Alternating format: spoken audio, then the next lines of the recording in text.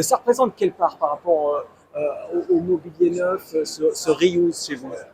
Ah bah là, aujourd'hui, comme on n'achète quasiment plus rien, on est à 80%, hein, facilement. Ça devient une évidence? Alors, en tout cas, aujourd'hui, c'est dans les mœurs. C'est devenu un réflexe. C'est même plus une évidence, c'est un réflexe. En tant que prestataire, vous le sentez que c'est devenu un réflexe de penser au recyclage ou au surcyclage? Alors la plupart de nos clients grands comptes du secteur privé, du secteur public, oui, la demande, elle est énorme.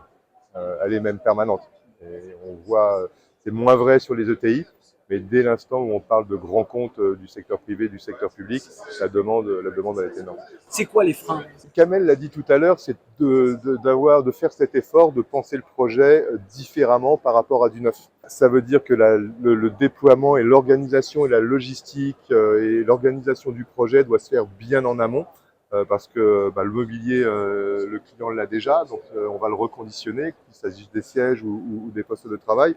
Donc ça oblige à penser le projet différemment par rapport à du neuf, où là, on passe une commande, on se débarrasse de l'ancien mobilier via des filières diverses, on commande du mobilier neuf, on l'installe, terminé, voilà. Ça veut dire que c'est plus compliqué? C'est plus compliqué, non, c'est plus long, certainement. Est-ce que c'est moins cher?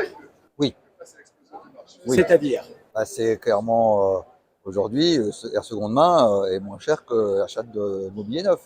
Il y a pas vraiment à qualité équivalente. Parce que on peut acheter du neuf pas cher, mais avec un taux d'utilisation faible. Donc, comme nous, on veut quand même de la bonne qualité, et la seconde main est très bonne. Et recycler votre mobilier, vos sièges, au final, ça coûte aussi moins cher? Oui, parce que pareil, comme on souhaite avoir du mobilier de très bonne qualité, principalement le mobilier de bureau. Euh, le fauteuil est peut-être un peu plus complexe à gérer, mais le mobilier de bureau, oui, c'est un vrai gain financier. Le marché est émergent, il ne va faire que croître. Alors, oui, on le sent, hein, l'histoire est en marche. Je pense pas que ce soit un effet, parce j'entends souvent parler de tendance. Ce que je disais tout à l'heure, la tendance, par définition, c'est un côté éphémère, un peu comme la mode. Ça va, ça vient. Là, non, l'histoire est en marche. Elle est en train de s'écrire. Clairement, la demande est forte aujourd'hui. Elle le sera encore plus demain.